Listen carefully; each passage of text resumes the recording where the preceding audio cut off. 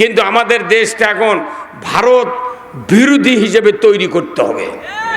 কথা বলেন। 54 বছরের দেশ স্বাধীন আছে, মিয়া মানুষের বল খেলা বন্ধ হয়নি। হ্যাঁ, কি সিটের দেশ রে? মিয়া মানুষের যদি বল খেলা জায়েজ হয় ভাই, খাদা ভাই কোন তো আপনি তাজুল ভাই কোন, যদি মহিলার বল খেলা জায়েজ হয় তাহলে আমার স্ত্রীর ব্যাগে থমো। আর যে বক্তা এক্ষুনি বক্তৃতা করে গেল, ওনার বয়স কম, ওনার স্ত্রীরও বয়স কম, ওনার স্ত্রীর থমো সেন্টারে। এই দুই বক্তার বউ যদি ফিল্ডর নামে, ইনি ভাষ্যকার। কোন ডেট লাগাবেন? সবটাতে লাগে। হ্যাঁ, কতক্ষণ ইনি যে ভাষ্যকার পণ্ডিত ফকর দেন, আমার বাড়ির থেকে শোনা যায়। বাটাম ফাটাবি সেই দিন। কোন দিন? এই দুটা বক্তার বউ যদি খালি ফিল্টার নামে ভোট পাওয়ার দেয়, ফেসবুকে ছবি দেয়, কবি আল্লাহর বান্দারা, হাজার হাজার বক্তা আছে, বক্তৃতা শোনো, এই দুই শয়তানের বক্তৃতা যান না শোনো। কতক্ষণ? আমাদের দেশের ক্লাস 10-এর ছাত্রী, ইন্টারের ছাত্রী, অনার্সের ছাত্রী, সেগুলো বল খেলা শিখে হাফ প্যান্ট পরে, সবুজ গেঞ্জি, মধ্যে লাল ছাপা দিয়ে বিদেশের থেকে ঘুরে এসে করছে, বিদেশের মাটিতে বাংলাদেশের মানকে উজ্জ্বল করেছে।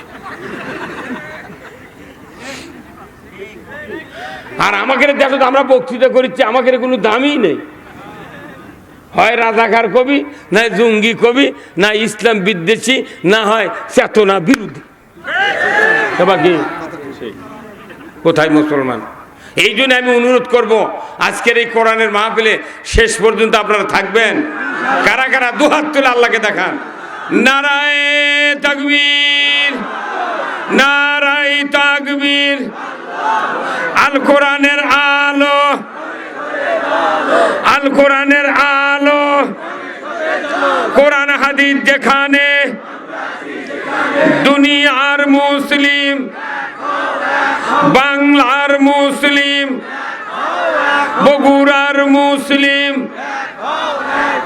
শিবগঞ্জের মুসলিম, দাহু লা শারীকা লাহু ওয়া নাশহাদু আন্না সাইয়্যিদানা ওয়া হাবিবানা ওয়া মাওলানা মুহাম্মাদান আবদুহু ওয়া রাসূলুহু আল্লাযী আরসালাহু বিল হাক্কি বাশীরাও ওয়া নাযীরা ওয়া দাঈয়ান ইলাল্লাহি বিইذনিহি ওয়া সিরাজাম মুনীরা। فقد قال الله تعالى في كلامه المجيد والفرقانه الحميد। সবাই জবান খুলে বলুন, আউযু বিল্লাহি মিনাশ শাইতানির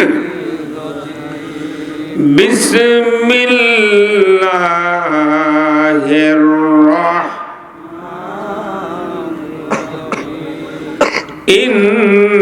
ইন্নাল্লাহা ওয়া মালাইকাতাহু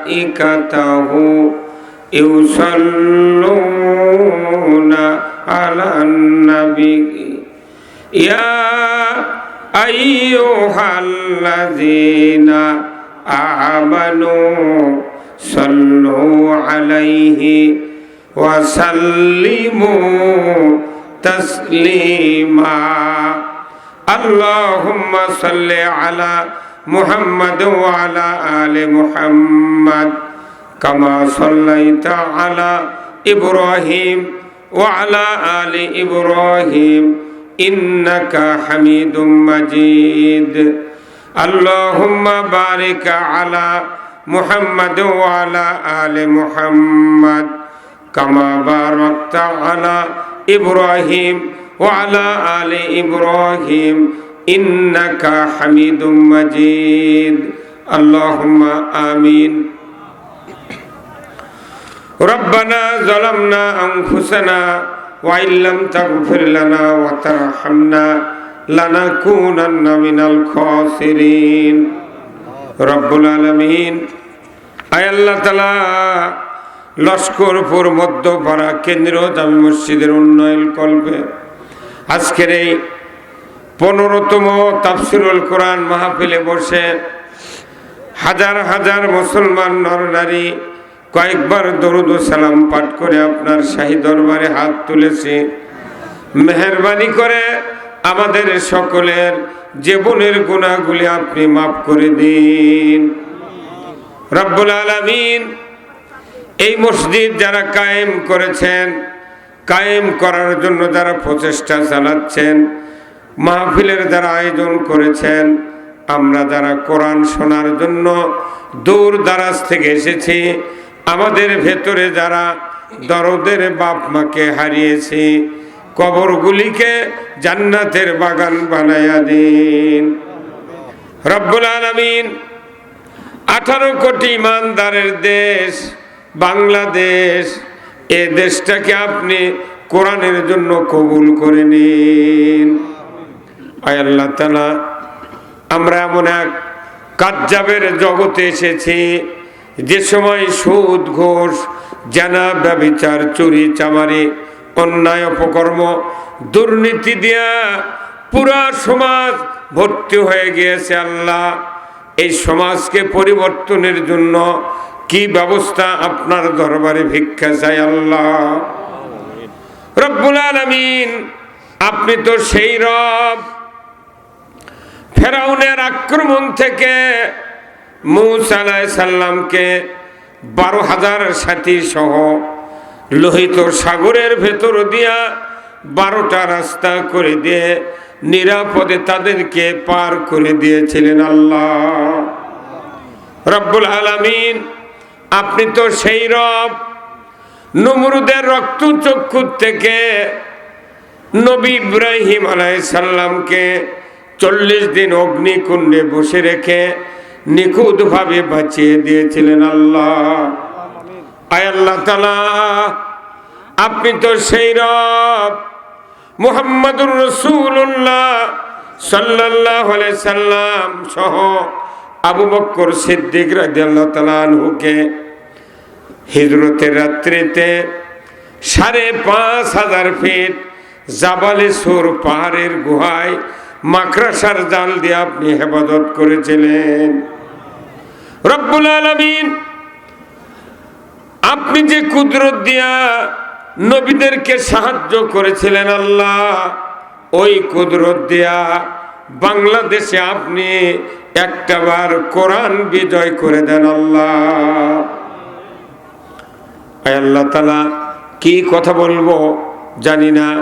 আজকের মাহফিলের প্রধান অতিথি, বিশেষ অতিথি, সভাপতি সহ শ্রোতামণ্ডলী, মা বোনেরা যারা হাজির আছেন, কি কথা বলবো জানি না। যে কথা বললে আপনার বান্দা বান্দীদের দুনিয়া এবং আখিরাতের কল্যাণ হবে, সেই কথাগুলি আমাকে বলার তৌফিক দিয়ে দেন। সুবহানা রাব্বিকা রব্বিল ইজ্জাতি আম্মা ইয়াসিফুন ওয়া সালামুন আলাল মুরসালিন ওয়ালহামদুলিল্লাহি রাব্বিল আলামিন। ওয়াজআল আখিরা কালিমাতিনা ইনদাল মাউতি লা ইলাহা ইল্লাল্লাহু মুহাম্মাদুর রাসূলুল্লাহ সাল্লাল্লাহু আলাইহি ওয়াসাল্লাম। একটু জিকির করেন, লা ইলাহা ইল্লাল্লাহ, জোরে লা ইলাহা ইল্লাল্লাহ, লা ইলাহা ইল্লাল্লাহ, লা ইলাহা। ভাই একটু জবান খুলে সবাই পড়েন না, লা ইলাহা ইল্লাল্লাহ, লা ইলাহা ইল্লাল্লাহ।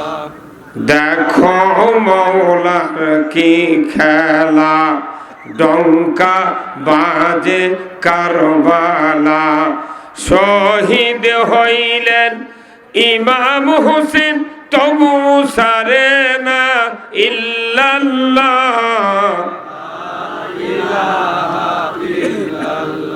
জোরে লা ইলাহা ইল্লাল্লাহ, জোরে লা ইলাহা লা ইলাহা ইল্লাল্লাহু মুহাম্মাদুর রাসূলুল্লাহ সাল্লাল্লাহু আলাইহি সাল্লাম। আলহামদুলিল্লাহ, সমস্ত তারিফ প্রশংসা মহান রব্বুল আলামিনের জন্য, যিনি বাংলাদেশের এক ঐতিহ্যবাহী জেলা বগুড়া, উত্তরবঙ্গের দ্বার প্রান্ত। এই বগুড়া ছাড়া উত্তরবঙ্গের যতগুলি জেলা আছে, একটো বাস, একটা হুন্ডা, একটা মোটরসাইকেল কোনো দিক দিয়ে যাওয়ার উপায় নাই। মোটামুটি ধরতে গেলে বগুড়াতে যাই ঢুকবে, বগুড়া দর্শন করতেই হবে। তারই ভেতরেই এক ঐতিহাসিক উপজেলা শিবগঞ্জ, যেখানে বাংলাদেশের একটা ঐতিহাসিক একটা জায়গা মহাস্থানগড় উপস্থিত। কথা ঠিক কিনা? এই মহাস্থানগড়ের বিভিন্ন ইতিহাস আমরা জানি, পরশুরামের ইতিহাস জানি, তারপর একটা কূপ ছিল তার ইতিহাস জানি, মহাস্থানে সব জানি। আবার পেপারিং হয় একটা মহাস্থানের কাজ কারবার, যে প্রতি বছরের শেষ বৈশাখ মাসের বৃহস্পতিবার 27 মণ গাঁজা খায়। এই কথা কোন টাকা? এই যত ঐতিহ্য আছে এই একদিনই শেষ। কথা কনে ঘেরা, কত নেতা, কত ডিসি, কত এসপি, কত চেয়ারম্যান, কত মেয়র গেল, একজনের এটা কানত বাজে না। হ্যাঁ, যেখানে এত বড় একটা মানুষ এসে শুয়ে আছেন, পরশুরামের সাথে যুদ্ধ করে কালেমার পতাকা উড়াছেন, আল্লাহু আকবার। সেই জায়গায় গাঁজা খায় 27 মণ, পেপারত লাগে, মনে হয় এটা ডিসির জগৎ পড়ে না। হ্যাঁ, অনুমোদন, হ্যাঁ, সরকারি অনুমোদন। গাঁজা ধরা পড়ে না, কিন্তু হুজুরকে বক্তৃতা ধরা পড়ে। আজকে একজন ফোন করে করছে, হুজুর 26 তারিখে সভা ছিল, আজ তো কয় তারিখ? 23। তাহলে মাঝখানে আর 2 দিন প্যান্ডেল ট্যান্ডেল ব্যানার ট্যানার সব ঠিক করছে, সেনাবাহিনী যাক ভেঙে দিয়েছে। কে করছে না, সভা চলবে না, ভোট। আরে ভোট তো আমি 12 তারিখে, আজই তোর কি ভাবনা ভাইছা? করছে থানাত গেছে, আর আগে অনুমতি কেউ দেয়নি। তাই তোমরা পাগলের লাগান অনুমতি লিবার গেছো কে ভাই, তাই না? তুমি কৃষক গেছো অনুমতি লিবে? আমাকে যত ভালো কাম করি বাংলাদেশের মানুষের সবার অনুমতি লওয়া লাগে, কেবা কথা কি? কিন্তু দিনের ভোট রাতের দিতে অনুমতি লাগে না। হ্যাঁ, কতক্ষণ কি ভাই তার জমা গেলেন আপনি? কথা সত্যি নয়? 2018 সালের 30শে ডিসেম্বরের যে অকাম করেছে রাত্রে, যে কয়জন করেছে এরা একজনও বেহেশত যাবে না।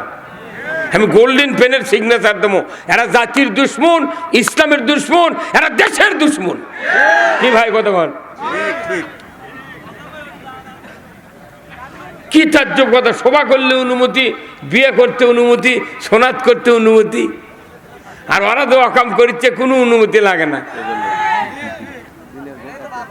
আবার যে 12 তারিখে যে কি হবি, হ্যাঁ হ্যাঁ, মরদ দিয়ে কি মরদ রে, ইয়েকে ওহুদের সেনাপতি বলে। আল্লাহু আকবার। আল্লাহ, এইরকম 4 লাখ যুবক আল্লাহ তুই বাংলাদেশে শক্তি দে। দেখেন, এই উপজেলার আরেকটি সুনাম আছে, সেটা হলো আলুর জন্য বিখ্যাত, তাই না? আর এই উপজেলা ধীন একটি ইউনিয়ন মোকামতলা, এত ঐতিহ্য। মোকামতলা সারা পৃথিবীর কোনো জায়গা না জানা নাই যে মোকামতলা নামে একটা জায়গা আছে। এই জন্য তাই মোকামতলা ইউনিয়নের আজকের গ্রামের নাম হলো লস্করপুর, নামও সেই রকম। কয় না লোয়া লস্করের দোকান, বা কয় না লোয়া লস্করের দোকান। তো এই যে ব্যাপারটা, এই লস্করপুর মধ্যপাড়া কেন্দ্রীয় জামে মসজিদের উন্নয়ন কল্পে 15তম অধিবেশন 2 দিন ব্যাপী, গতকালকে 22 হয়েছে, আজকে 23শে জানুয়ারি এই বিশাল এক তাফসিরুল কোরআন মাহফিলের দ্বিতীয় দিবসের সম্মানিত সভাপতি আলহাজ মোহাম্মদ আব্দুল বারী, খতিব, শঙ্করপুর 3 ঘরিয়া পাড়া জামে মসজিদ। আল্লাহ এই মুরব্বীকে দ্বীনের জন্য কবুল করুক, বলুন আমিন। সহ সভাপতি মাওলানা মোহাম্মদ আব্দুর রহমান খাজা ভাই, খতিব, লস্করপুর বাইতুল নূর জামে মসজিদ। আল্লাহ ভাইজানকেও দ্বীনের জন্য কবুল করুক, বলুন আমিন। আজকের মাহফিলের প্রধান অতিথি বিশিষ্ট ব্যবসায়ী জনাব মোহাম্মদ তাজুল ইসলাম তুহিন ভাই, বিশিষ্ট ব্যবসায়ী, pure oxygen gas supplier, Laskarpur Mokamtala. Allah এই ভাইকে উমারের মতো যোগ্যতা দিক, বলুন আমিন। আপনার বাড়ি এই গ্রামে? ফাইন, মারহাবা।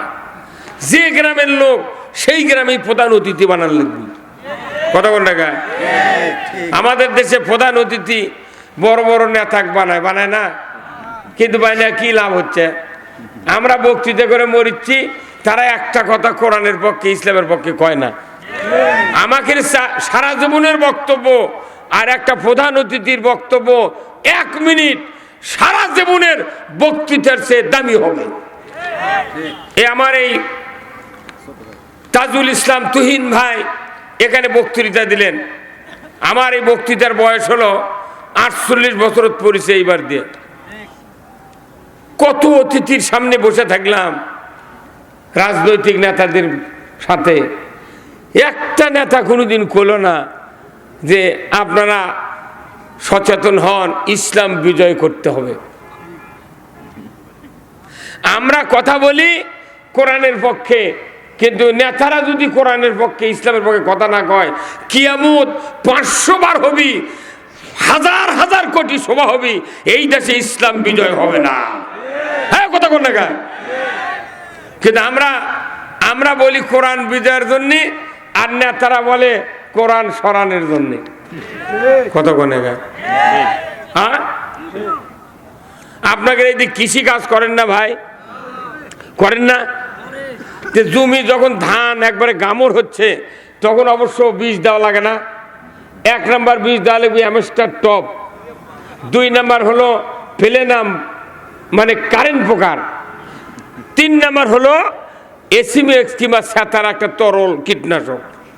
আপনি এই ওষুধ নিয়ে ঢোল পেটত নিয়ে বাড়িতে বাড়াচ্ছেন, আর যদি আকাশে মেঘাচ্ছন্ন হয়, আপনার স্ত্রী অবশ্যই নিষেধ করবে যে না, আপনি এই মেঘের মধ্যে বিষ দেন না, যদি বৃষ্টি হয় সব ধুয়ে দেবি।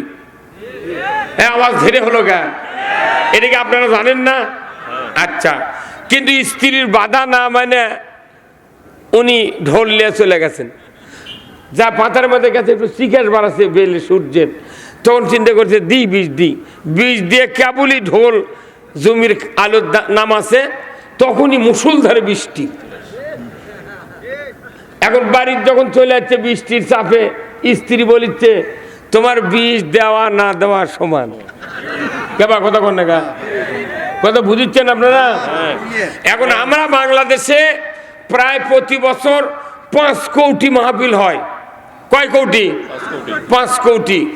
বাংলাদেশে ইসলাম, ইমান, ভালো ভালো কাজের উপর ছত্রাকনাশক বেদি জন্মে গেছে। কতক্ষণে গায়?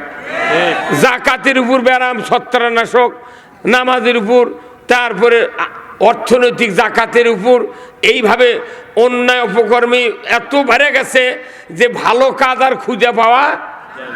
এখন আমরা 5 কোটি মাহফিলে প্রতি বছর 5 কোটি যদি 4 দিয়ে গুণ করেন 20 কোটি বক্তৃতা করি। একটু কথা বলবেন আপনারা, কয় কোটি?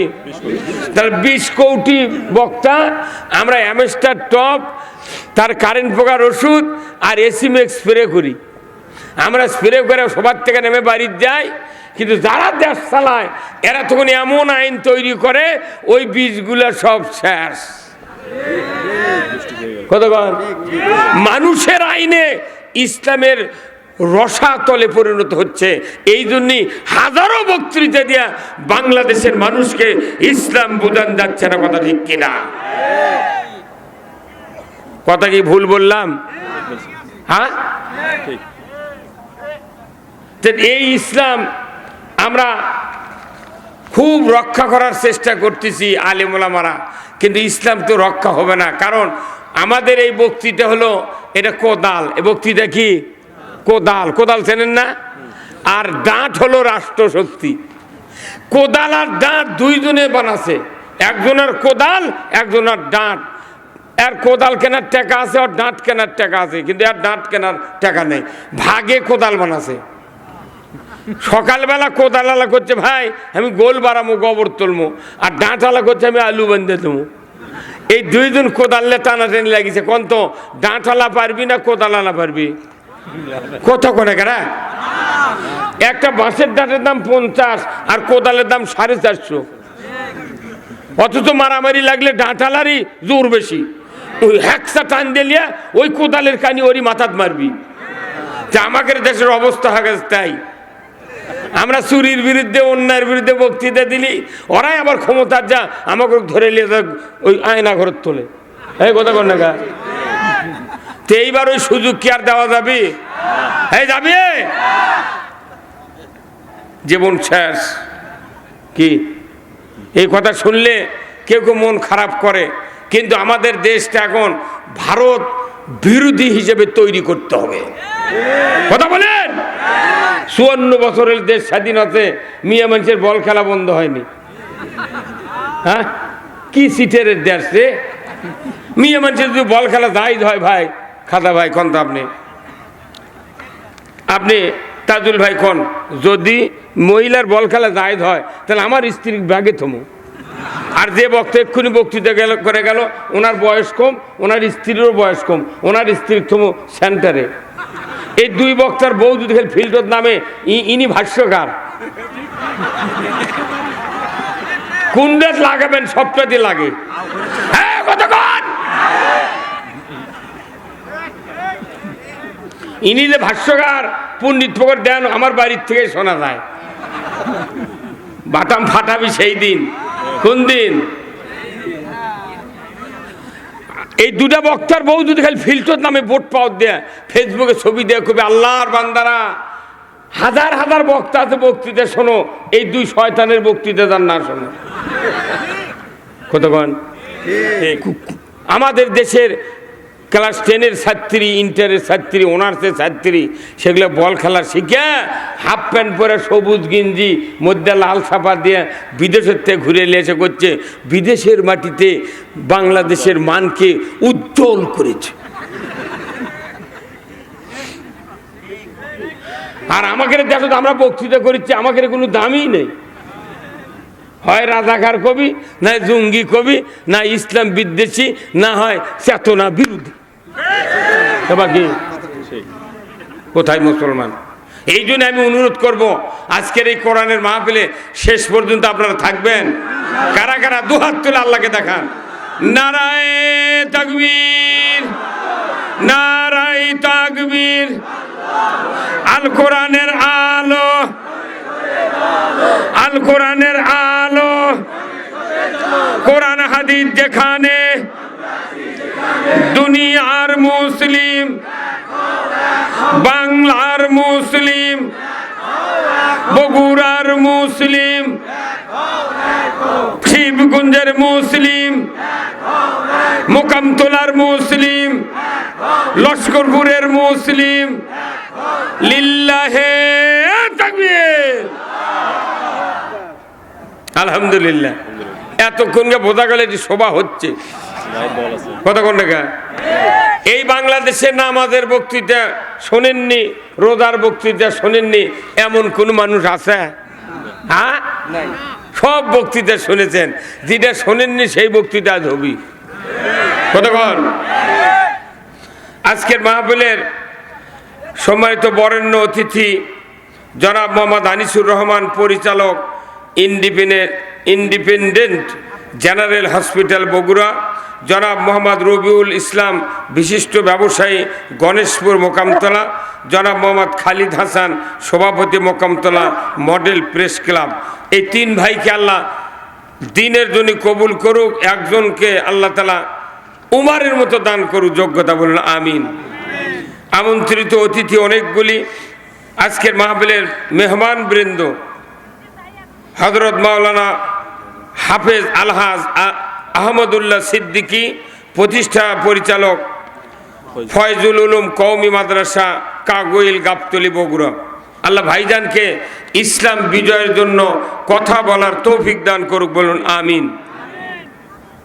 আজকের মাহফিলের সম্মানিত স্থানীয় ওলামায়ে কেরামগণ, মঞ্চে বসা সুধীবৃন্দ, সামনে বসা মুরব্বিনে কেরাম, হাজী সাহেবগণ, বিভিন্ন মসজিদের ইমাম, মুয়াজ্জিন, মুক্তাদি সহ বিভিন্ন রাজনৈতিক দলের নেতৃবৃন্দ, যুবক ভাইরা, প্রাইমারি মাদ্রাসা, হাই স্কুল, কলেজ, বিশ্ববিদ্যালয়ের শিক্ষক মহোদয়গণ, ছাত্র ভাইরা, কচি কাচারা, পর্দার অন্তরালে হাজারো মা বোনেরা এবং আজকের এই মাহফিলের প্রচার মিডিয়ার সম্মানিত মাইকালা এবং ভিডিওম্যান ভাইরা, সবার প্রতি আমার সালাম। আসসালামু আলাইকুম ওয়া রাহমাতুল্লাহি ওয়া বারাকাতুহু। কেমন আছেন আপনারা? আছি ভাই, আলহামদুলিল্লাহ। আমরা এমন এক নবীর উম্মত, যে নবীর চরিত্র আল্লাহ নিজে সার্টিফাই করেছেন, যখন আল্লাহু আকবার। আমরা এমন একজন নবীর উম্মত, সেই নবী পৃথিবীর দ্বিতীয় মসজিদে নববী, তার যোগ্য ইমাম ছিলেন, বলুন ঠিক কিনা? তিনি এমন একজন নবী আমরা পেয়েছি আল্লাহর রহমতে। সেই নবী ছিলেন পৃথিবীর সেরা শাসক, যখন আল্লাহু আকবার। একই নবী, একমাত্র নবী আমাদের, তেনার এতগুলি গুণ আছে। আবার উনি যে মসজিদে ইমামতি করেছেন, সেই মসজিদে এক রাকাত নামাজ কিয়ামত পর্যন্ত যদি কেউ পড়ে, তাহলে তার এক রাকাতের বিনিময়ে আল্লাহ তাকে 50,000 রাকাতের সওয়াব দেবে। ওই রকম মসজিদ আমাদের কোথাও আছে? কেন নাই? এর উত্তর কি দিবেন? কেন নাই? এই জন্যই নাই যে আমাদের দেশে কোনো মসজিদে সরকার ইমামতি করে না। কি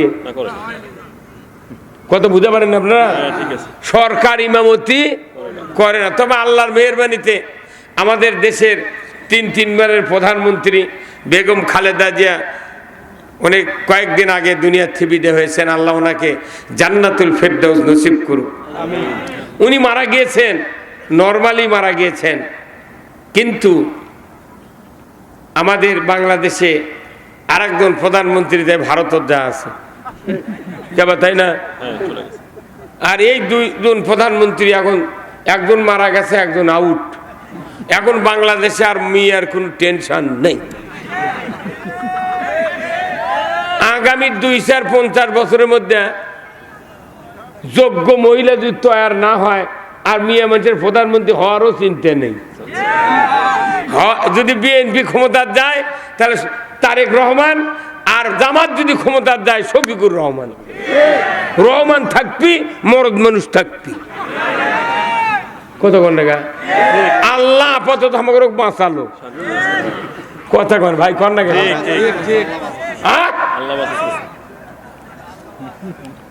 এই কথা বাঁচে থাকতে কোলে এত ধরে লেগাল না আমার। আসপারি দিল। তাহলে আল্লাহ রসুল এমন নবী ছিলেন, এমন শাসক ছিলেন, এমন ইমাম ছিলেন। আল্লাহ রসুল যেখানে শুয়ে আছেন, হযরতে আয়েশা সিদ্দিকার হুজরাখানাত, নবীদের যেখানে মৃত্যু হয়, যেখানে ইন্তেকাল হয়, ওই জায়গাতে তাদেরকে দাফন করা হয়। আল্লাহু আকবার।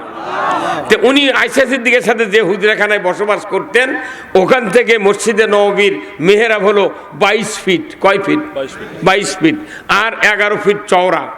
আল্লাহ রাসূল ওই দিক দিয়ে হেঁটে আসার কারণে, খুতবা দেওয়ার কারণে, সরকারের পদধূলির বিনিময়ে ওই জায়গাটা কিয়ামত পর্যন্ত আল্লাহ রিয়াজুল জান্নাতে পরিণত করে দিয়েছেন। ইমাম হেঁটে যাচ্ছে, সরকার হেঁটে যাচ্ছে, জান্নাত করছে কে? আর আমাদের দেশে সরকার হাঁটলে কুত্তে শুয়ে থাকে। কতক্ষণ না গায়? কোথায় মুসলমান? তাহলে রসুলের ওই আদর্শ আমাদের মানার দরকার আছে না নাই? যে রসুল আজ থেকে 1500 বছর আগে মক্কাতে জন্ম নিলেন, ওনার 40 বছর বয়সে নবুয়ত পেলেন। গারে হীরা, জাবালে নূর, 2500 ফিট উঁচু পাহাড়। এই পাহাড়ের গুহায় ওনার উপরে প্রথম সূরা আলাকের 5টা আয়াত নাযিল করা হলো। ধরে কোন আল্লাহু আকবার। তার 1 নম্বর আয়াত হলো ইকরা বিসমি রাব্বিকাল্লাযী খলাক। ধরে কোন আল্লাহু আকবার। প্রথম আয়াতটাই হলো মুহাম্মদ পড়ুন সৃষ্টিকর্তা রবের নামে। তাহলে নবীকে যদি পড়তে বলা হয়, তাহলে ওই দায়ভার আমাদের ঘাড়তে আসে, আমাকেও পড়তে হবে। কিন্তু দেখা যায় বাংলাদেশে শতকরা 6 জন মানুষও কোরআনের তর্জমা পড়ে না। কোরআন পড়া তো দূরের কথা। আমি একদিন হুন্ডার তেল তুলে 3 গ্রাম সার্ভে করেছি। করার পর আমি একটা হিসাব করে দেখি যে প্রায় 68,000 গ্রাম, 4,500 ইউনিয়ন, 460টা উপজেলা, 235টা পৌরসভা, এগুলো আর 64টা জেলা, এগুলো হিসাব করে দেখেছি যে বাংলাদেশে প্রায় 8.5 কোটি মানুষ জীবনে কোরআন শরীফ হাত দেলারেনি। হ্যাঁ, 8.5 কোটি। তাহলে এরা কোরআনের কিছুই জানে না। মানে 18 কোটির মধ্যে 8.5 প্রায় 50%। কে ভাই, তাই না? হাতত লাইনি, তাহলে এরা বাদ। আর যারা আছে কোরআন হাতত লেছে, পড়িছে, তারই ভেতর শতকরা 7 জন অর্থ পড়ে, আর বাদ বাকি পড়ে না। যে জাতি পড়া ছেড়ে দিয়েছে সেই জাতি পড়তে বলল। কারণ কি? আজ থেকে 1500 বছর আগে আইএমএ জাহিলিয়াত ছিল, অন্ধকার, বর্বর, অশিক্ষিত, মূর্খর যুগ ছিল। ধরে বলুন ঠিক কিনা? ও অন্ধকার, কারণ মানুষের অজ্ঞতার কারণে, মানুষের জ্ঞানহীন কাণ্ড করার জন্য ওই সমাজটা অন্ধকারে পরিণত হয়েছিল। তার শেষ পরিণতি দেখা গেছে যে নিজের বাবা নিজের সন্তান মেয়েকে মাটি খুঁড়িয়া কবর দিছে। তাহলে এই যুগটা অন্ধকার ছিল। কথা ঠিক কিনা? সেই অন্ধকার যুগকে আল্লাহ খয়রুল কুরুনি কারনি বানানের আদেশ দিলেন রসুলকে। হে রসুল, আপনাকে কোরআন দিয়েছি, আপনি কোরআনের কথা দিয়া এই যুগকে আপনি সোনার যুগে পরিণত করতে পারেন। কিন্তু আমাদের দেশে কোরআন আছে, কোরআন আছে। এখনো কেউ কেউ বললেন আল কোরআনের আলো ঘরে ঘরে জ্বালো। ঘরত কতটি কোরআন আছে জানেন আপনি? ওই হাটহাজারী চট্টগ্রাম মাদ্রাসা, ওই আপনার কি মাদ্রাসা আছে ওইটা? হাটহাজারী মাদ্রাসা কমপক্ষে 72,000 কপি কোরআন আছে।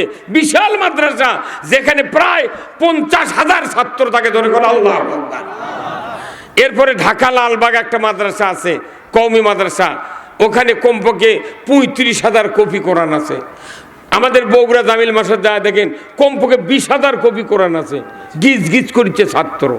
পোর্শাদান বিরাট মাদ্রাসা, ওখানে যায় দেখেন, না হলে 10,000 কপি কোরআন আছে।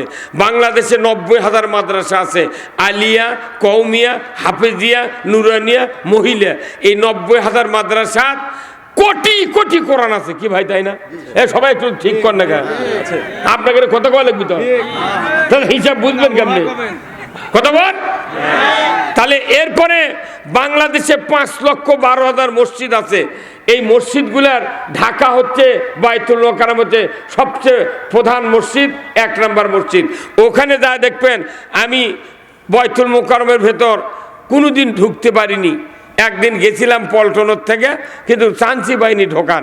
ওই মসজিদে যা দেখেন যে যেখানে লাইব্রেরি আছে, যেখানে আলমারি আছে, কমপক্ষে 4000 কপি কোরআন ওটি লাল হয়ে যাচ্ছে।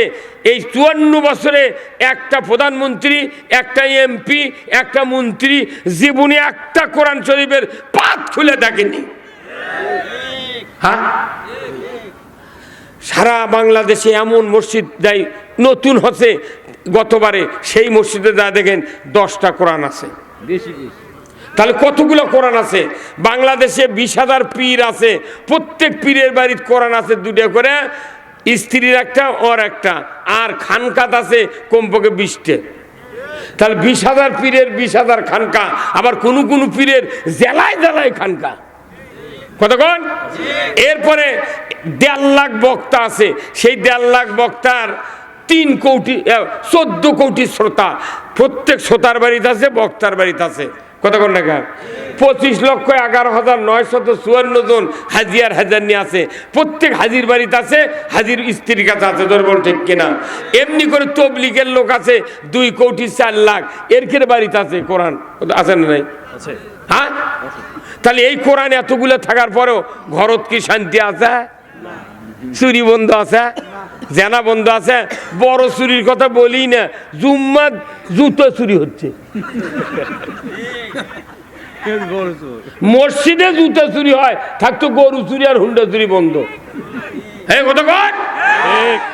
তাহলে এতগুলো কোরআন ঘরে ঘরে বাংলাদেশে ছড়িয়ে ছিটিয়ে আছে, তারপরেও আমাদের দেশে শান্তি নাই। একমাত্র কারণ, একটা কোরআন যদি খালি সংসদে পাঠান হতো, বাংলাদেশের মসজিদের ইমামের বেতন হতো, মাদ্রাসা মসজিদের মুয়াজ্জিনের বেতন হতো, মাদ্রাসা কওমি হাফিজিয়া সরকারি হতো, বাংলাদেশের চুরি বন্ধ হতো, জেনা বন্ধ হতো, দুর্নীতি বন্ধ হতো। পুরা বাংলাদেশ রসুল যেভাবে খয়রুল কুরুনি কারণী তৈরি করেছিলেন, আমাদের দেশটাও ওই রকম খয়রুল কুরুনি অনেক আগে হয়ে যেত। কথা ঠিক কিনা?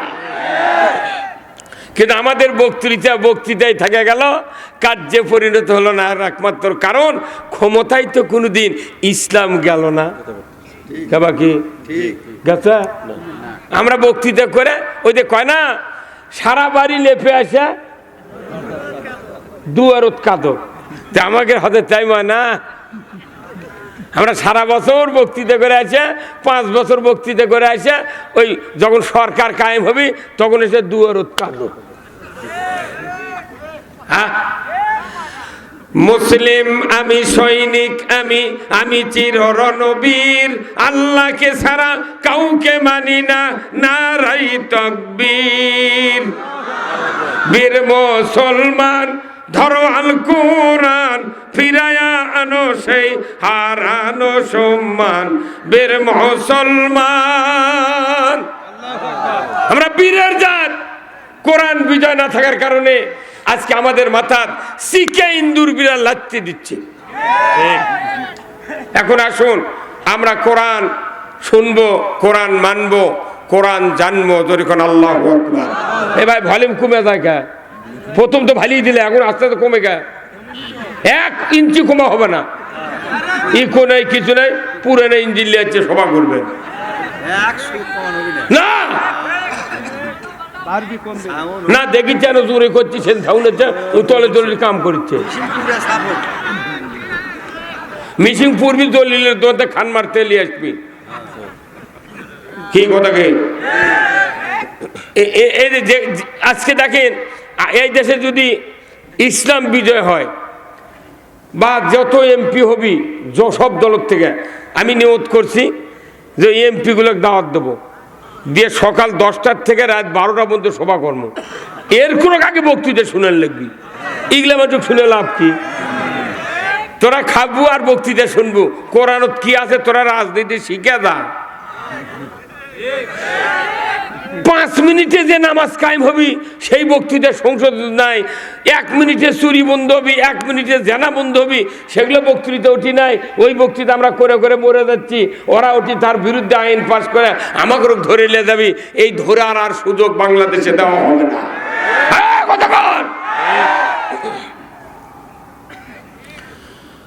কুল্লাহবিতু মিনহা জামিআ ফাইম্মা ইয়াতিয়ান্নাকুম মিন্নি হুদান ফামান তাবিয়া হুদায়া ফালা খাউফুন আলাইহিম ওয়ালা হুম ইয়াহজানুন।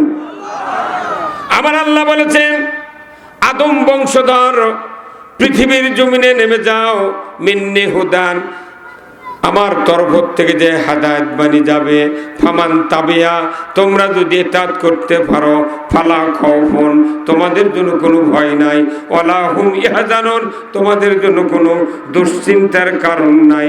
জোরে কন্না আল্লাহু আকবার। কোরআন মানলে ভয় নাই, চিন্তা নাই। কার কথা? চিৎকার দিয়ে বলেন, কার কথা? সবাই বলা লাগবে, যাই মুখ খোলেননি কিয়ামতের দিন তার ভিডিও আল্লাহ দেখাবি। সবাই বললো তুমি মুখ চাপা মেরাই দিলে গে। হ্যাঁ, এটা কি অন্য নেতার কথা? কার কথা? আল্লাহ কোরআনে বলছেন, কোরআন যারা মানবে তাদের জন্য ভয় নাই, চিন্তা নাই। জোরে কোন আল্লাহু আকবার। যদি কোরআনের আনুগত্য না করিয়া কোরআনের বক্তব্যগুলি যদি মিথ্যা মনে করি, অবিশ্বাস করি, আমার আল্লাহ বলেছেন তুমি কিয়ামতের দিন জাহান্নামের আগুনের সাথী সঙ্গী হবে। জাহান্নামের আগুনের সাথী সঙ্গী হবে। বলুন তো, এই কোরআনের সুদ হারাম না হালাল? আমাদের দেশে সুদ আছে না নাই? তাহলে আমরা অবশ্যই সুদ যে আল্লাহ হারাম করছে এটা আমরা মিথ্যা মনে করছি। হ্যাঁ, কথা কোন টাকা সুদ হারাম। তাহলে আপনারা যারা সাধারণ জনগণ আছেন সব জানেন সুদ হারাম, তারপরে ঘুষ হারাম, চুরি হারাম, জানা হারাম।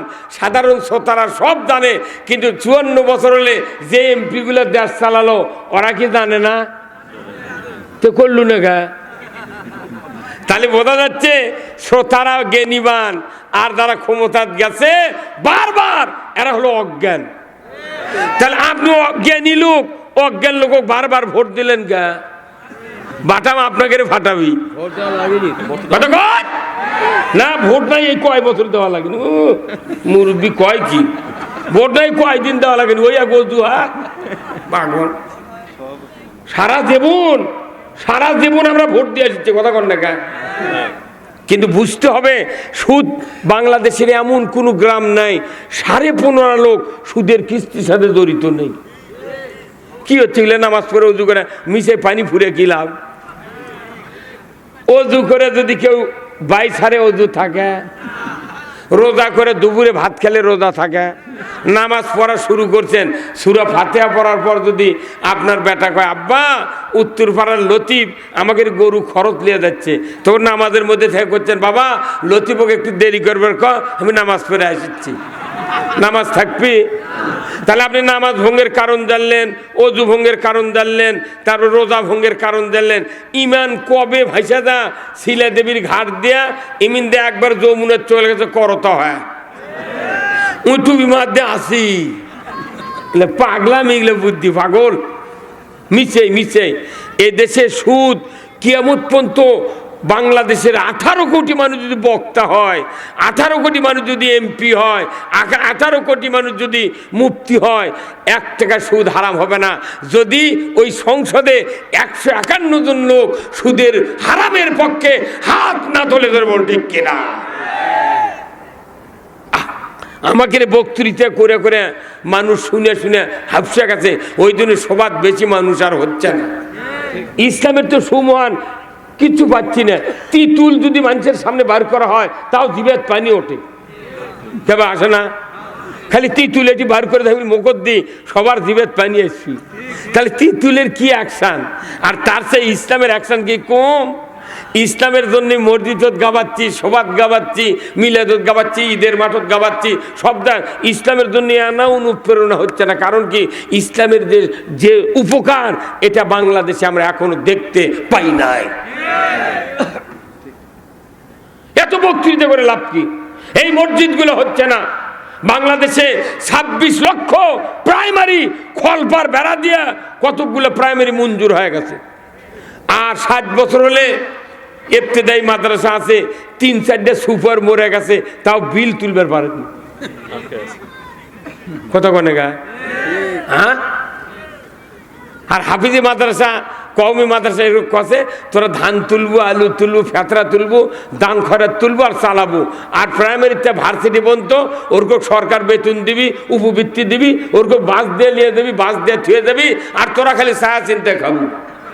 এই কথা কথা গা, তাহলে যদি ছায়া চিন্তায় খাওয়া লাগে, মাদ্রাসা চালান লাগে, তাহলে এরা 2 বছর চালালো প্রাইমারি থেকে ভার্সিটি পর্যন্ত, এরা আবার 2 বছরের বেতন ওর করুক দিক, তোরা আবার ভিক্ষা করে চালা কাঙ্কা মরদ কি ওরা ওর খেলে বাপ মাও ট্যাক্স দেয়, খাজনা দেয়, এর খেলে বাপ মাও ট্যাক্স দেয়, খাজনা দেয়। তো ওরা ভিক্ষা করে মাদ্রাসা পড়ে পড়ে ওরা মানুষের ইমামতি করবি, তারাবি পড়াবি, জুম্মা পড়াবি, আজান দিবি, কাপন কাটবি, কব্বরত নামাবি, দোয়া দরুদ, বিয়ে শাদি, মরা ধরা সব সাফ করবি, ওরা করবি ভিক্ষা করে, আর এরা খালি আতের ভোট, দিনের ভোট আতের দিবি।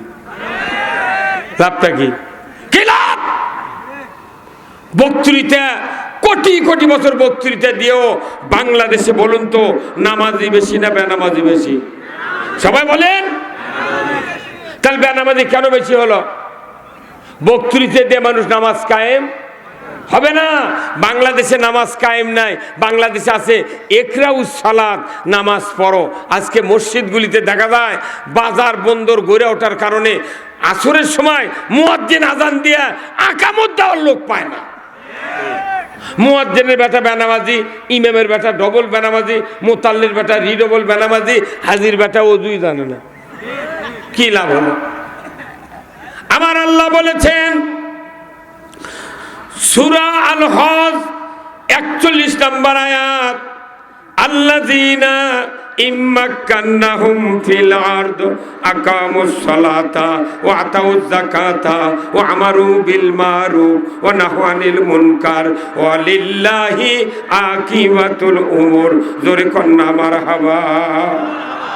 আমার আল্লাহ বলেছেন পৃথিবীর মুসলমান, যদি তুমি কোনো ভূখণ্ডের রাষ্ট্রপতি হও, প্রধানমন্ত্রী হও, সরকার হও, প্রেসিডেন্ট হও, ক্ষমতায় দাও, তুমি 4টা দফা চালু করবে। 1 নাম্বার হলো নামাজ কায়েম করবে, 2 নাম্বার যাকাত আদায় করবে, 3 নাম্বার ন্যায়ের আদেশ করবে, 4 নাম্বার অন্যায়ের বারণ করবে। এই 4টি দফা যদি পৃথিবীর জমিনে তুমি কায়েম করো, এটা কোনো মানুষের দাবি নয়, এটা আমি আল্লাহ বলছি। ওয়ালিল্লাহি আকিবাতুল উমুর, আমার পক্ষ থেকে বড় ধরনের একটা আদেশ তোমার প্রতি দিয়ে দিলাম। সরকারের আদেশ আছে, সরকারের উপর আদেশ আছে কার? আল্লাহ। তুমি নামাজ কায়েম করবে। সরকার যদি নামাজ কায়েম না করে, আমাকে বক্তৃতা দেয়া জীবন গুদ, হ্যাঁ জীবন গুদ। এমনও মেম্বর আছে আমাদের গ্রাম, আমার ওই এলাকায়, আপনাকে দিক সব মুন্সি মানুষ, আমাদের ওদিকে এমনও মেম্বর আছে 6 মাসও ওযু করেনি,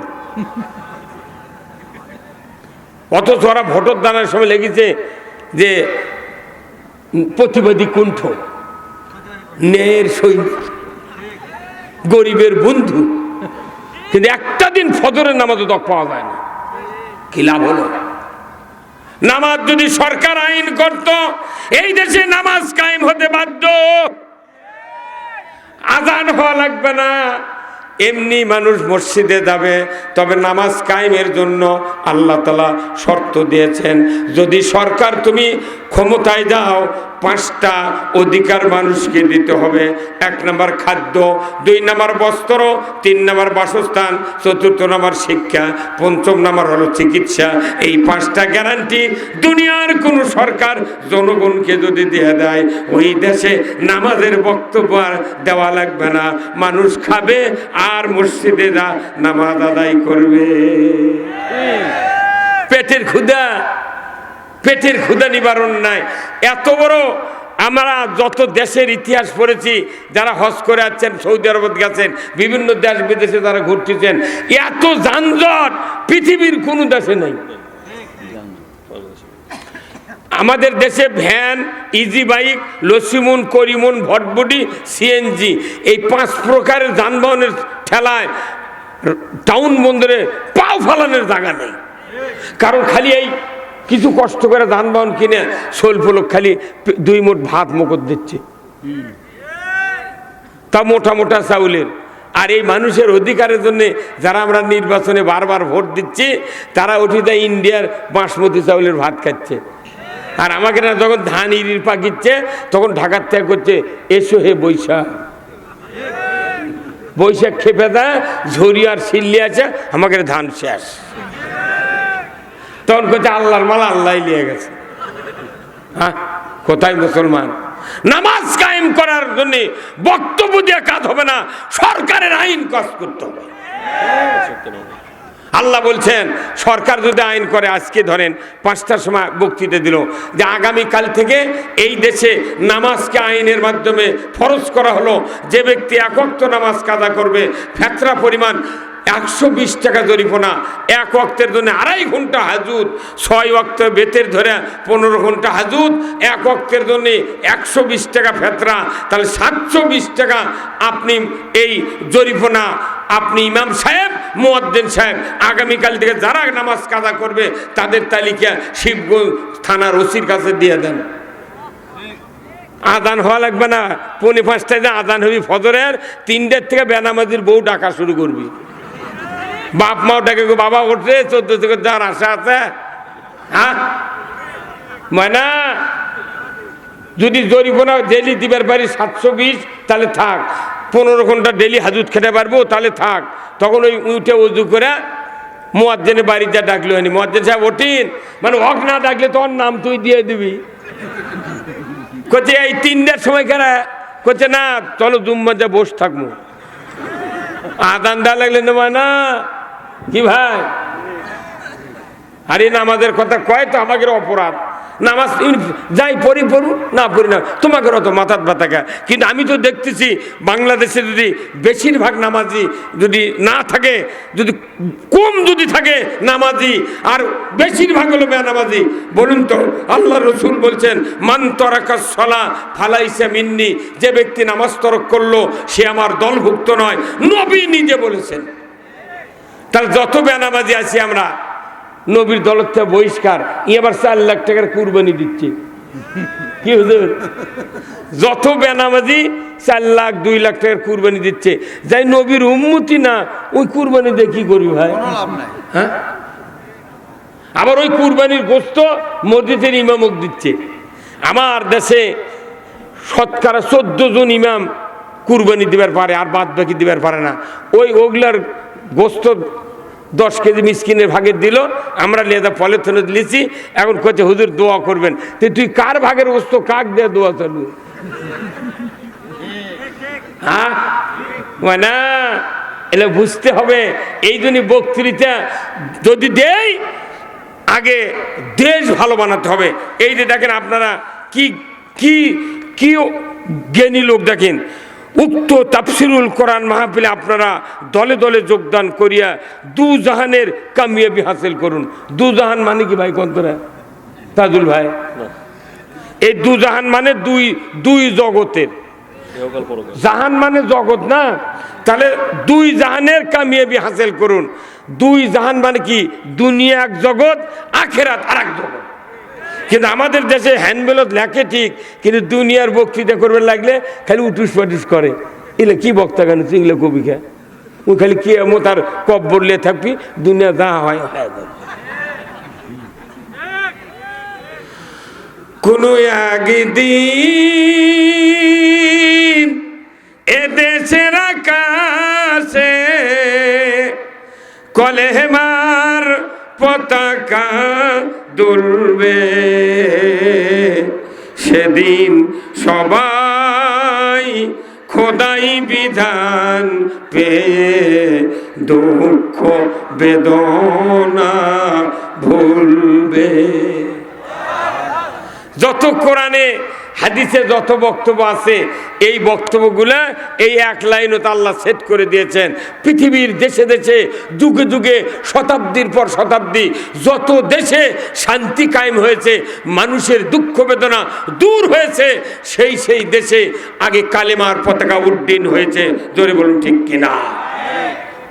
আমরা যতই বক্তৃতা করি বক্তার দোষ ধরবি, কিন্তু কাজ হবে না। আসুন না আমরা সেই মসজিদের দিকে যাই।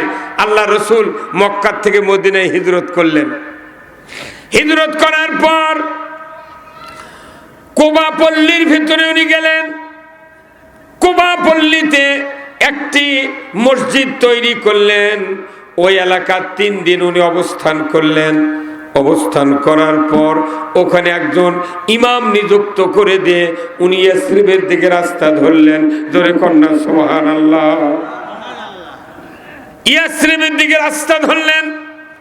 যাইতে যাইতে যাইতে মদিনায় খবর চলে গেল, আব্দুল্লাহর বেটা মুহাম্মদ সাল্লাল্লাহু আলাইহি সাল্লাম ইয়াসরিবে আগমন করছেন। খবর যখন পৌঁছে গেল, মদিনার লোকেরা, আনসার মুহাজির যারা ছিলেন, সকলের সন্তান সন্ততি, যুবক বৃদ্ধ বনিতা, তারা দুই রাস্তার 2 পার্শ্ব দিয়া দাঁড়িয়ে দাঁড়িয়ে রসুলের অপেক্ষায় দাঁড়িয়ে আছেন। জয় কোন মারহাবা।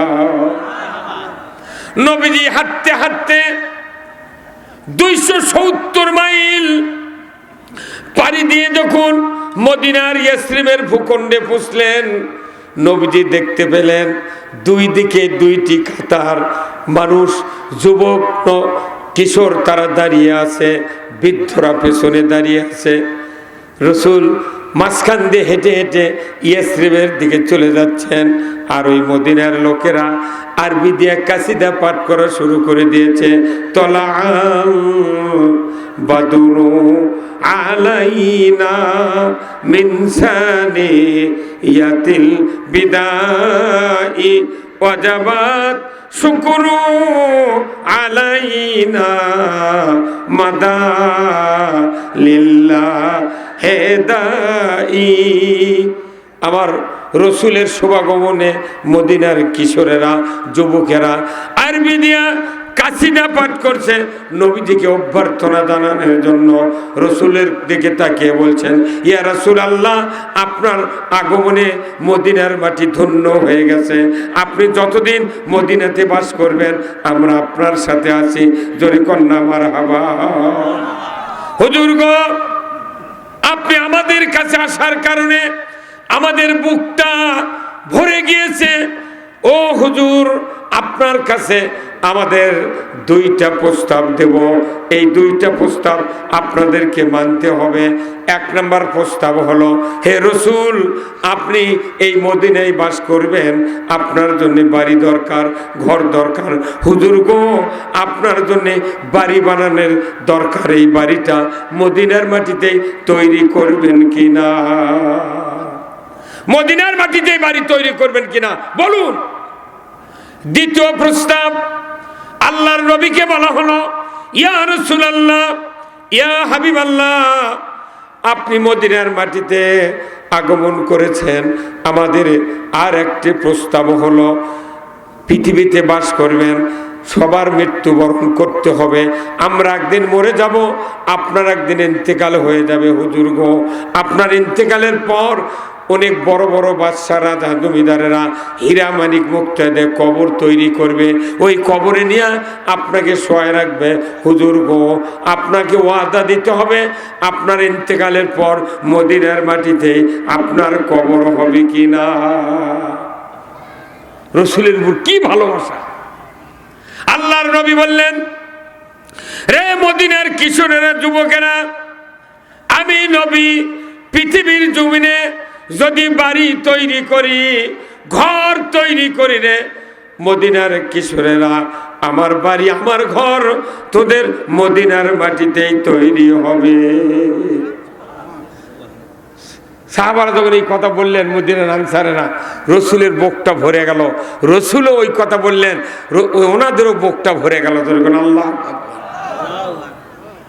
আল্লাহর নবী বললেন, তোমাদের দ্বিতীয় প্রস্তাব হলো, ও মদিনার যুবকেরা, কিশোরেরা, তোমরা একদিন মরে যাবে, আমিও একদিন দুনিয়ার থেকে বিদায় হয়ে যাব। তবে আমার মনের একটা ধারণা তোমাদেরকে আমি ব্যক্ত করছি, আমি পৃথিবীর যেখানেই ইন্তেকাল করি না কেন, আমার কবর, আমার রওজা তোদের মদিনার মাটিতেই থাকবে। কিয়ামত পর্যন্ত রসুল ওখানে শুয়ে আছেন। রসুলের লাশ চুরি করবার লাগিয়েছিল, কিন্তু সেই লাশ চুরি যারা করতে চাইছিল তাদেরকে দুনিয়ার থেকে খতম করে দেওয়া হয়েছে। আল্লাহু আকবার। নবীর লাশ চুরি করছে, অনেক দূরতে পাইপের মতো ঘুরে ঘুরে আছে, সুরঙ্গি করে আছে, কথা ঠিক কিনা? আজকে সেই রসুল মদিনায় শুয়ে শুয়ে আমাদের জন্য ইয়া হাবলি উম্মতি, ইয়া হাবলি উম্মতি বলে কাদাকাটি করছেন। রসুল চলে যাচ্ছেন উটের পিঠে করে, যাইতে যাইতে এক একজন সাহাবী হুজুরকে ডাক দিয়ে বলে, হুজুর আমার বাড়িতে আসুন। আর একজন বলে, হুজুর আমার বাড়িতে আসুন। রসুল বলেন, না, এটা কোথায় যাবে আমার এখতিয়ারে নাই। এই উট পুরাটা আল্লাহ পাক নিয়ন্ত্রণ করছেন। জোরে কোন আল্লাহু আকবার। রসুল যে উটের উপর চড়েছিলেন, ওই উটের নিয়ন্ত্রণ কে করছেন? আল্লাহ। উট আল্লাহর কথা শুনলো, আর মানুষ মসজিদে আযান শুনলে উনি সরে যায়। এবার কি হ্যাঁ সরে যায়? আল্লাহ নবী বলে, আমাকে বলে লাভ হবে না, এই উট যেখানে যা বসবি সেই জায়গা তুমি আমার থাকার জায়গা। তোর কোন আল্লাহু আকবার। তা আল্লাহ রসুল চলে যাচ্ছেন উটের পিঠে করে। যাওয়ার পর দেখা গেল যে হযরত আবু আইয়ুব আনসারীর বাড়ির ওখানে বসে গেল। সবাই বুঝতে পারলো যে এক আর ওঠান যাবে না, ওখানে রসুলের শেল্টারের জায়গা হলো। জোরে কোন আল্লাহু আকবার। উনি নাম নেন, ওখানে নাস্তা করলেন, তারপরে বললেন, বাবা আমার একটা আল্লাহর ঘর তৈরি করা লাগে, যদি জায়গা দেয় তাহলে আমি তার জন্য দোয়া করব। আল্লাহর নবী যখন ঘোষণা দিলেন, একজন সাহাবী বললেন, হুজুর আপনার জায়গা কোনটা পছন্দ হয় সেই জায়গা আপনি নির্ণয় করেন, যার জায়গা হবে আমরা তাকে দেওয়ার জন্য অনুরোধ করব। জোরে কন্যা মারহাবা। আল্লাহর নবী যেখানে মসজিদে নববী ওই জায়গায় ঘোরাফেরা করছেন, হঠাৎ করে দেখেন এমন একটা ময়দানের মতো জায়গা, অনেকখানি জায়গা। এই জায়গা রসুলের যখন পছন্দ হয়ে গেল, নবীজি বললেন, এই জায়গা যদি তোমরা দিতে পারো আমি ওই জায়গায় আমার একটা আল্লাহর ঘর মসজিদ তৈরি করব। অনেক মানুষ আছে আমাদের দেশে, আমার ওই এলাকাতে আছে এক মসজিদ, এই ওয়াক্ফ করে দেশে, তাও দৈনিক কয় যে আমার মসজিদে তোরা নামাজ পড়িস, তাহলে নামাজ হবে। মসজিদ এমন একটা জায়গা বানানো লাগবে যেটাকে ফি সাবিলিল্লাহ ওয়াক্ফ করে দেয়। ওই নন্দীগ্রাম থেকে এসে যেই নামাজ পড়বি সেও বলতে পারবে এটা আমার মসজিদ, এখানকার মানুষও বলতে পারবে এটা আমার মসজিদ। কথা ঠিক কিনা? কারো কোনো দাবি চলবে না, কিন্তু অধিকার সবারই। কতক্ষণ? হ্যাঁ, আহারে আমার ভাইরা, বক্তব্যটা দিলের কান দিয়ে শুনবেন। আমি আপনাদেরকে বলছি, আল্লাহর নবী যখন বললেন এই জায়গা আমার খুব পছন্দ, ধরে কোন আল্লাহু আকবার। নবী বলছেন নিজে যে এই জায়গা আমার পছন্দ। তখন লোকেরা বলছে, তাহলে এই জায়গা হুজুর এমন মানুষের, সেই লোক মারা গেছে, তো তার কি ওয়ারিসান কেউ নাই? তখন বলল যে আছে, দুটো শিশু সন্তান আছে, ওনার স্ত্রী আছে। তখন ওই দুই সন্তানক ডাকলেন আগে, ছোট ছোট কিশোর মানুষ। আল্লাহর নবী বললেন, বাবা তোমার দুনিয়াতে কে আছে? আর অভিভাবক বলে, হুজুর আমার আব্বা দুনিয়ার থেকে মারা গিয়েছেন, আমার একজন মা আছেন, আমরা এই তিনজন এই জায়গার মালিক। হুজুর গো আপনি কি বলবেন বলেন। হুজুর বললেন, বাবারে তোমাদেরকে বলে কি লাভ হবে? বলে, হুজুর আপনি একটু বলেন, আমি একটু বলে আমরা একটু শুনি। রসুল বললেন, বাবারে এই জায়গাটা যদি তোমরা যদি দিতে তাহলে আমি আল্লাহর ঘর মসজিদ তৈরি করতাম। দুটা ভাই খুশি, কইছে হুজুর আমরা দিব, কিন্তু আমার মায়ের থেকে শোনা লাগবে। সুবহানাল্লাহ। এইবার নবীজি বললেন, বাবা তোমার মাকে ডাক দাও। দুইজন সন্তান দৌড়ে চলে গেল, মাকে বলল, মা ও মা, দিনের নবী মুহাম্মদুর রাসূলুল্লাহ সাল্লাল্লাহু আলাইহি সাল্লাম যিনি পৃথিবীতে না আসলে দুনিয়ায় কিছু পয়দা হতো না, ওই মানুষটা আজকে আমাদের জায়গার উপর দাঁড়িয়ে আছে। মা গো মা, আল্লাহর ঘর মসজিদ বানাবে মা, একটু আপনাকে দেখা করার জন্য উনি ডাকিছেন। আপনি আর আমরা দুই ভাই যদি তার কাছে গিয়া জায়গার ব্যাপারে যদি কথা বলি, রসুল হয়তো আপনার আমাদের জন্য কিছু করতে পারে। জোরে কন্যা আল্লাহু আকবার। এই কথা মা শুনিয়া খুশিতে বাগ বাগ, জোরে কন্যা আল্লাহু আকবার। নবী এসেছেন মদিনায়, ইসরাইলে মসজিদ তৈরি করবে, জায়গা চাচ্ছে। আমাদের জায়গা নবীর পছন্দ হয়েছে, আর দেরি করব না বাবা, চলো বিশ্ব নবীর কাছে আমাকে ডেকে নিয়ে চলো, আমি প্রাণ খুলে রসুলকে দেখবো আর জায়গার দাবিটা পূরণ করে দেব। ধরে কোন আল্লাহু আকবার। নবীজির কাছে চলে আসলেন। আল্লাহর নবী বললেন, ওগো মা, এই জায়গা কার একটু বলবেন? বলে এই জায়গা আমার স্বামীর ছিল, স্বামী মারা গিয়েছেন, এই দুই সন্তান আর আমার জায়গা, তা আপনি কি বলবেন বলেন। বলে মা, এই জায়গাটা যদি আপনি দিতেন, আমি এখানে আল্লাহর ঘর মসজিদ তৈরি করব। ওই মহিলাটি বলে, হুজুর জায়গা তো দিব, তা আমার একটি দাবি। বলে কি দাবি? বলে হুজুর আমি কোনো টাকা নেব না। ধরে কোন আল্লাহু আকবার। আমি টাকা আগেই বলতে যে টাকা নেব না। তাহলে ওই মহিলাটা আবার কি আল্লাহ? আমার ভাইরা, আল্লাহর নবী বললেন, না না, এত গুরুত্বপূর্ণ জায়গা, তোমাকে টাকা নিতে হবে, কিন্তু আমি যে কি বলবো, কি দেব তুমি তো শুনলে না। বলে হুজুর কি দিবেন, কি বলবেন? আমি তো নেব না। ধরে কোন আল্লাহু আকবার। আল্লাহর নবী বললেন, এই মাত্র জিবরাইল এসে আমাকে বলে গেলেন, এই জায়গা যদি আপনি দিয়ে দেন আমি টাকা দেব, আর সাথে সাথে কিয়ামতের ময়দানে আল্লাহ আপনাকে জান্নাত দিয়ে দিবে। কি দিয়ে দিবেন? জান্নাত।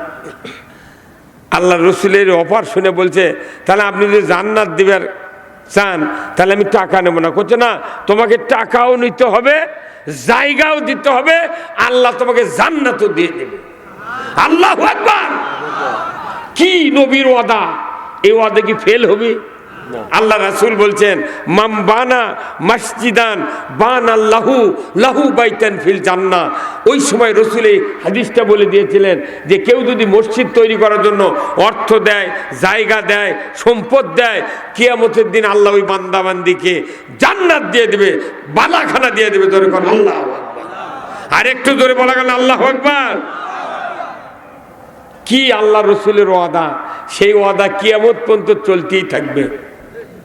হয়তো মসজিদ করতে 1 শতক জায়গা, আমার গ্রামতি মসজিদ করতে আনে 1/2 শতক জায়গা আনে বাজিতে, বুঝছেন?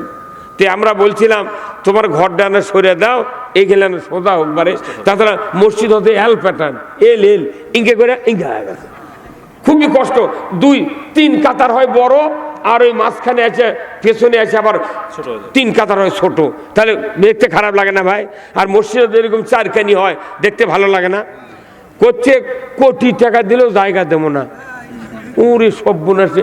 তা আমি এই নবীর এই হাদিস কয়েও ওর অন্তর গলাবের পারিনি। এখন আবার দেখা যাচ্ছে যারা দেয়নি ওই কথা কয়া ওর কেড়ে বাড়ির জমা জমি বেচে বেচে ফকির হয়ে গেছে। মানা কোন কোন এই ফায়সালা কে করে?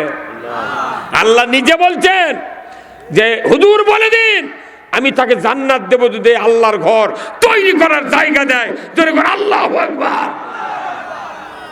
আল্লাহর ঘর, মানুষ কত বাড়ি ঘর বানায়, মনোরম পরিবেশ করে, কিন্তু কোটি টাকা খরচ করার পরেও যদি ওই লোকটা স্ট্রোক করে হাসপাতালে যায়, একটু সুস্থ হচ্ছে, বেটা আছে, বড় বেটা, জামাই আছে, ভাই আছে, তাদেরকে বলছে ভাই আমি তো অসুস্থ হয়েছিলাম, একটু কথা বলতে পারতেছি, তো বাবা শোনো তো আমি 1 কোটি টাকাতে বাড়ি করছি, ওই বাড়ির একটা খাট আছে আমার 1.5 লাখ টাকার মেহগুনি কাঠের খাট, তে আমি যদি এটি মারা যায় তাহলে আমাকে নিয়ে জানা বাড়ির 5টা মিনিট ওই খাটের উপর শুয়ে দিস ভাই।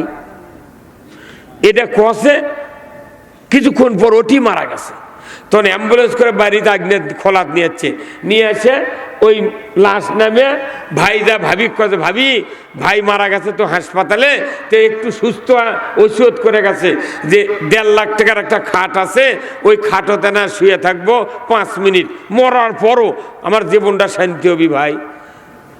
বড় বেটা করছে আম্মা আব্বা তাই বলিছে, জামাই করছে আম্মা আব্বু তাই বলিছে। তখন ওই আরো যে 2-3টা বেটা বাড়িতে ছিল, তখন ওই বউ দরজার দিকে হাত দিয়ে ছান দিছে, করছে বাইরে মরিছে বাইরে থাক। কত কনে কেনা কি করছে, বাইরে মরিছে করছে না, ওই বাড়ির মধ্যে তুলে আবার বাড়ি সাফ করা লাগবে না, ধোয়া লাগবে নি, মিলেট পানি কত অত খাদ্য ওটি থাক, ঢুকপের দেয়নি। এই কথা যদি ওই মরা মানুষ শুনবার ফলে হনি যে স্ত্রী এই কষে, খালি ওই মনে মনে করলে আল্লাহ তুই 5টা মিনিট আর আমাকে জেতা কর।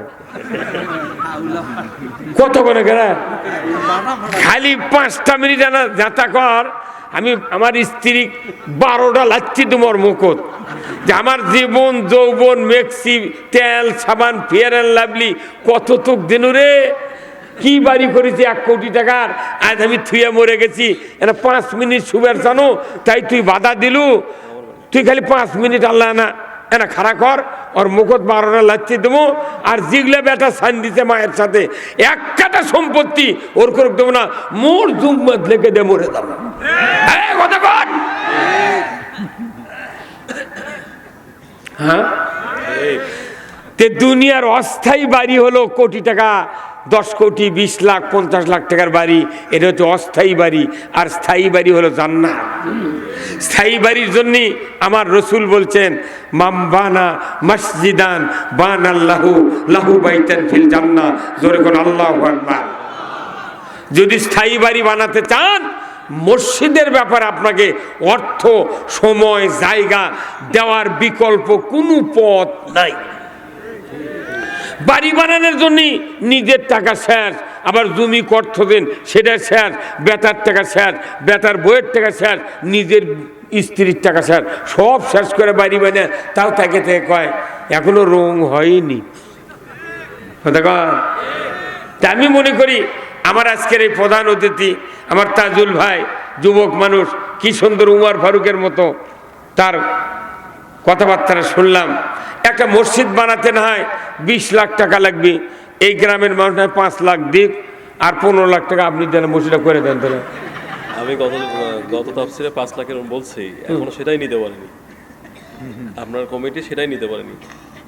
ও লেয়নি এখনো, ওরা শুরু করুক, যা লাগে ইনশাল্লাহ দেখা যাবে। কারণ আমার খুব ইচ্ছা, আপনার আল্লাহ রাসূলের এই হাদিস 100% সত্য।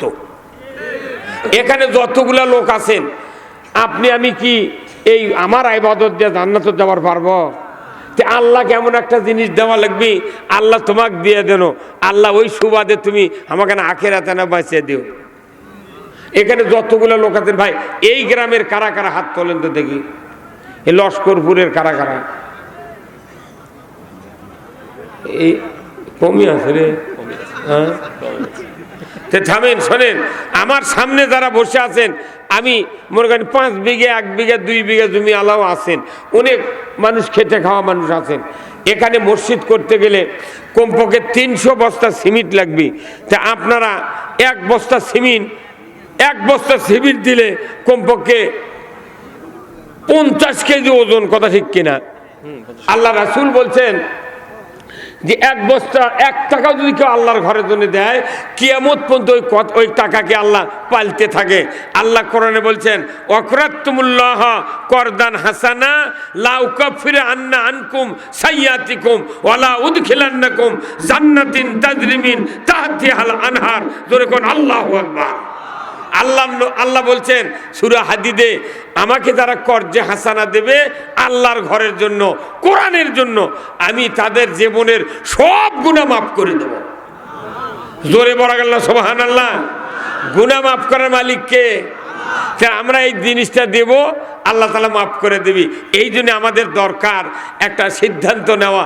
এখানে যেহেতু মসজিদ এনারা ভাঙ্গে ফেলা করার চিন্তা করতেছেন, আমি পোরশাতে গিয়েছিলাম গতবারের আগেবারে, বিরাট মসজিদ ভাঙ্গিয়া ব্যাস দিয়া বিম দিয়ে থতে টাকা নেই। তো ওই গ্রামে আমি তালিকা করলাম যে আপনারা 4টা ফ্যামিলির নাম দেন, এই 4 ফ্যামিলি দিয়ে এই মসজিদ করে দেব। আর এই গ্রামে যত জামাই আছে তাদেরকে তালিকা আগে থেকে করবেন।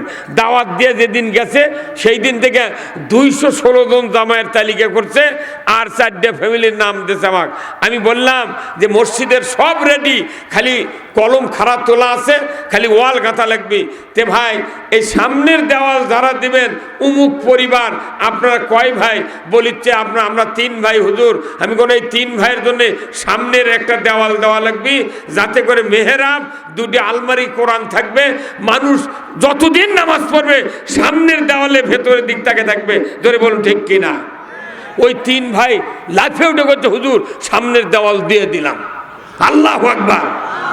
পেছনের দেওয়াল আর এক ফ্যামিলি বললাম, আমি বললাম 3টা দরজা হবে বড় বড়, প্রায় 3.5 ফিট 4 ফিট করে ওসার হবে, তাহলে মাঝখানে খালি পিলার তোলা লাগবে। আপনারা এই 4টা ভাই দিবেন। করছে হুজুর আমরা 3 ভাই দিয়ে দেবো, কাকু লাগবে না। আমি বললাম তাহলে বাতাস তো উত্তর দিক থেকে ঠান্ডা আসে, শীতের মধ্যে মুসল্লি নামাজ পড়বি, তাহলে উত্তর দিকে বেড়া দেওয়া লাগবে না? তো কোথায় দেওয়া লাগবে? তাহলে শীত থামানোর জন্য 2টা জানলা থাকবি, এই বেড়া খেয়ে দিবেন। 3য় ফ্যামিলি বললাম, করছে হুজুর আমার প্রিন্সিপাল ভাই তাই সভাপতি আছে, ওই প্রিন্সিপাল আর আমরা 3 ভাই, ওই ভাই আমার দুর্বল, 2 ভাই উত্তর মুড়ের দেওয়াল দিয়ে দেবো। আর আমি বললাম তাহলে মাইক থাকবি, আলমারি কোরআন থাকবি, বহু সরঞ্জামাদি মসজিদের ভেতর থাকে, এগুলো তো একদিক দেওয়াল না হলে হবে না। তো শেয়ার ফ্যামিলি ভাই আপনারা কি করছেন কোন? করছে হুজুর আমরা 6 ভাই দেওয়াল দিয়ে দেবো। আর 7 আমি বললাম, তো একজন করছে হুজুর, এক অতিথি আসছিল, করছে হুজুর কত টন লাগবে আপনি রড সেটা কোন? তো তাই আমি তো মিস্ত্রি না। তো একজন করছে হুজুর মিস্ত্রি এস্টিমেট দিছে যে এখানে 3200 কেজি লাগবে, রড লাগবে। তো আমি বললাম, করছে 3200 নয়, আমি 5000 কেজি রড দেবো। আল্লাহু আকবার। একবারে একজন লোক করো, আমি 5000 কেজি দিয়ে দেবো। এখন আমি বললাম তাহলে সিমেন্ট, তখন ওই গ্রামের 216 জন জামাই ছিল। আমি বললাম যে আপনি একটা বস্তা দেন, আর হচ্ছে আপনার স্ত্রী 1 বস্তা দিন। এই গায়ের মহিলা গিয়ে যা আপনি সংসার করে খাবেন, আর আপনি 1 বস্তা সিমেন্ট দিবেন না? হচ্ছে 216 জন এই মানুষ, হচ্ছে আমরা 2 বস্তা করে দেবো। তাহলে 216 কত হয়?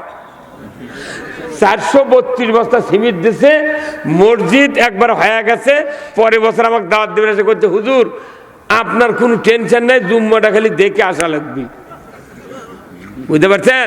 তার আপনি টাকা দিবেন, আপনি জান্নাতের ভেতর জায়গা পাবেন। মনে করবেন না এই টাকা আমি যাত্রার জন্য দেন, মহিলার বল খেলার জন্য দেন, তা নয়। এই টাকা দিলেন কাকে? কাকে দিলেন? আপনাদের নাম তালিকা করার সুযোগ নাই। আমি অনুরোধ করব, আমার এই ভাই বলছেন 5 লাখ টাকা দিতে চাচ্ছি, তাই লিবার বাড়ি, তারা কারো কি মসজিদ এখন সমস্যা না, আমরা কাজ শুরু করার ডেট নেন। ওরে বাবা রে, আমরা বলেন যে লিল্লাহে তাকবীর, নারায়ে তাকবীর। প্রধান অতিথির আগমন, তাজুল ভাইয়ের আগমন। আল্লাহ আমার এই ভাইকে আপনি কবুল করে নেন। আল্লাহ বহু জায়গা মাহফিল করি, আল্লাহ এই হাত দিয়া কাবার গিলাফ ধরেছি। আল্লাহ 2 বার পর্যন্ত হজরে আসওয়াদে 2 বারে চুমা দিয়েছি, মাথাবে দোয়া করেছি। আল্লাহ এত সুন্দর ঘর চোখে পড়েছে, কিন্তু আমাদের দেশে কত মসজিদ তৈরি করার দরকার। এখন আল্লাহর বান্দারা অনেকে আছে, আল্লাহ তাদের কলিজার ভেতরে আল্লাহ মসজিদ তৈরি করার আপনি চিন্তা দিয়ে দেন। এত করে দোয়া করেছি, আল্লাহ আজকের এই দোয়ার ফল এই লস্করপুর গ্রামে আমি পাইলাম। তাজুল ভাইয়ের কাছে আল্লাহ, আল্লাহ এই মসজিদ যেদিন তৈরি হবে আল্লাহ, আপনি এই বান্দাদেরকে তৈরির একটা ডেট দিয়ে দেন। তারা অনেকেই ইট পরিষ্কার করেছেন। আয় আল্লাহ, তাজুল ভাই বলছেন খালি শুরু করতে বলেন, কবে শুরু করবে? টাকার কোনো অভাব হবে না আল্লাহ। এই গ্রামে এমন একজন ইমানদার উসমান গুনির মতো লোক আপনি রেডি করেছেন, আমি জানি না আল্লাহ। ভাইজানের হায়াতে তৈয়বা দান করে দেন আল্লাহ, তার ব্যবসা বাণিজ্যে তারাক্কি আদা করে দেন। আয় আল্লাহ, এই গ্রামের কৃতি সন্তান আল্লাহ, তার বংশে যারা জীবিত আছে হায়াতে তৈয়বা দান করে দেন। যারা কবরে গেছে আল্লাহ, তার এই দানের ওসিলায় পুরা গ্রামবাসী এলাকাবাসী মাটির নিচে যত মুমিন মুমিনাত চিরবিদায় নিয়ে শুয়ে আছেন সকলের কবরগুলিকে জান্নাতের বাগান বানায়া দেন। লিল্লাহে তাকবীর। দানবীর তাজুল ভাই, তুহিন ভাই বলুন জিন্দাবাদ। যত টাকা লাগবে দিবে, জোরে কোন মারহাবা। আল্লাহ দান কবুল করে নেন, আল্লাহ তার হায়াত দারাজ করে দেন। আগামী বছর যেন হজ করে আমাদের মাঝে হাজী হয়ে প্রধান অতিথি আসতে পারে, জোরে কোন আমিন। লিল্লাহে তাকবীর। আর কোনো টেনশন আছে? এরকম লোক আছে চেয়ারম্যানই করে রে, এমনও চেয়ারম্যান 2000-এর উপর দেয় না। আপনি শুধু আবদার করেন আমাদের জায়গাটা ক্লিয়ার দিন, মসজিদের জায়গা। ভাই লিটন ভাই কো, কে জায়গার কি সমস্যা আছে? সেই জায়গা কি হবে না এখন? 3 বছর হলো সমস্যা। আপনি 3 বছর হলে 3 বছরের সমস্যা সমাধান করে দেন তোরা। আমি তো বললাম ভাই, যার যে পেঁচপুচ আছে, হ্যাঁ টাকা যত লাগে দেওয়া আমিন।